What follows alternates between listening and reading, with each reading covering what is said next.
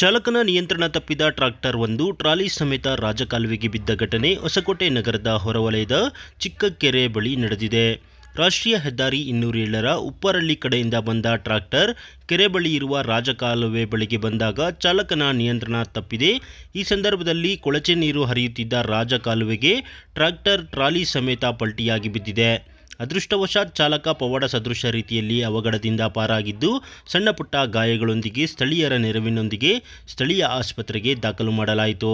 ರಾಷ್ಟ್ರೀಯ ಹೆದ್ದಾರಿ 207ರ ಜೊತೆಗೆ ದೇವನಹಳ್ಳಿ ಅಂತಾರಾಷ್ಟ್ರೀಯ ವಿಮಾನ ನಿಲ್ದಾಣಕ್ಕೆ ಸಂಪರ್ಕ ಕಲ್ಪಿಸುವ ರಸ್ತೆ ಆಗಿರುವ ಕಾರಣ ಟ್ರಾಕ್ಟರ್ ರಾಜಕಾಲುವೆಗೆ ಬಿದ್ದ ಪರಿಣಾಮ ಕೆಲಕಾಲ ಟ್ರಾಫಿಕ್ ಜಾಮ್ ಸಹ ಉಂಟಾಗಿತ್ತು. ಕ್ರೇನ್ ಮೂಲಕ ಟ್ರಾಕ್ಟರ್ ಮೇಲೆತ್ತಿದ ಬಳಿಕ ನಿಧಾನಗತಿಯಿಂದ ಸಂಚಾರ ದಟ್ಟಣೆ ನಿವಾರಣೆಯಾಯಿತು.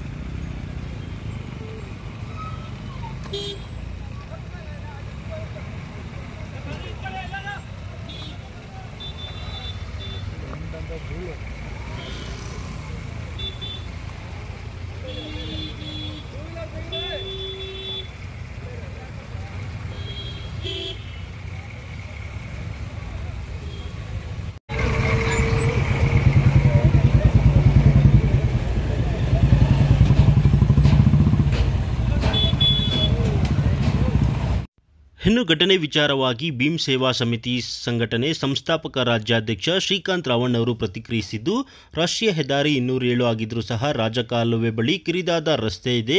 ರಾಜಕಾಲುವೆಗೆ ಅಡ್ಡಲಾಗಿ ಯಾವುದೇ ರೀತಿಯ ತಡೆಗೋಡೆ ನಿರ್ಮಿಸಿಲ್ಲ. ಇದರಿಂದ ಅಪಘಾತಕ್ಕೆ ಕಾರಣವಾಗಿದೆ. ಸಂಬಂಧಪಟ್ಟ ಅಧಿಕಾರಿಗಳು ಇದಕ್ಕೆ ನೇರ ಹೊಣೆಗಾರರಾಗಿದ್ದಾರೆ.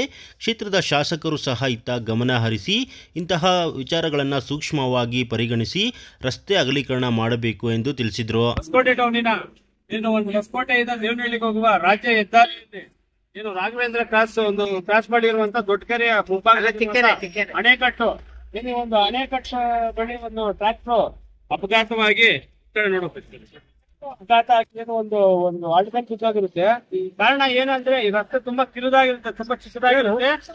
ಹಾಗೂ ಇನ್ನೊಂದು ಈ ಒಂದು ರಸ್ತೆಗೆ ತಡೆಗೋಡೆ ಇರೋದ್ರಿಂದ ತಡೆ ಬೇಲಿನೂ ಇರೋದಿಲ್ಲ. ಯಾವುದೇ ರೀತಿ ಅದೊಂದು ಇದ್ದಿದ್ರೆ ಇವತ್ತಿನ ಈ ರೈತರದು ಏನು ಈ ಒಂದು ಭಾಗದಲ್ಲಿ ಓಡಾಡುವಂತಹ ಒಂದು ವೆಹಿಕಲ್ಸ್ ಯಾವುದೇ ಆಗಿದೆ ಆದಷ್ಟು ಜಾಸ್ತಿನೇ ರೋಡಲ್ಲಿ ಓಡಾಡೋದು ಏನ್ ರೈತರು ಜಾಸ್ತಿನೇ. ಏನೊಂದು ಕುಂಬ್ಳಹಳ್ಳಿ ಆಗಿರ್ಬೋದು, ಈ ಭಾಗದಿಂದ ಆಗಿರ್ಬೋದು, ಉಪ್ಪರಹಳ್ಳಿ ಆಗಿರ್ಬೋದು, ಎಲ್ಲಾ ಭಾಗದಿಂದ ಓಡಾಡುವಂತ ಒಂದು ರಸ್ತೆಗಳು ಏನು ವೆಹಿಕಲ್ಸ್ ಇದ್ದಾವ. ಇಲ್ಲಿ ಯಾವುದೇ ರೀತಿಯ ಸುರಕ್ಷತೆ ಇಲ್ಲದ ಕಾರಣ ಏನು ಒಂದು ಹಳದಲ್ಲಿ ಬಿದ್ದೋಗಿದೆ. ದಯವಿಟ್ಟು ಆದಷ್ಟು ಬೇಗ ಸಂಬಂಧಪಟ್ಟ ಮಾನ್ಯ ಯಾರು ಶಾಸಕರಿದ್ದಾರೋ ಇದನ್ನ ಸೂಕ್ಷ್ಮವಾಗಿ ಗಮನಕ್ಕೆ ತಗೊಂಡು ಆದಷ್ಟು ಬೇಗ ಈ ರಸ್ತೆ ಅಗಲೀಕರಣ ಇಲ್ಲ ಅಂದ್ರೆ ಏನೋ ಒಂದು ಸುರಕ್ಷಿತ ಕ್ರಮ ವಹಿಸಬೇಕಾದ್ರೆ ತಮ್ಮ ಗಮನಕ್ಕೆ ಇಡ್ತಾ ಇದ್ದೀರಿ.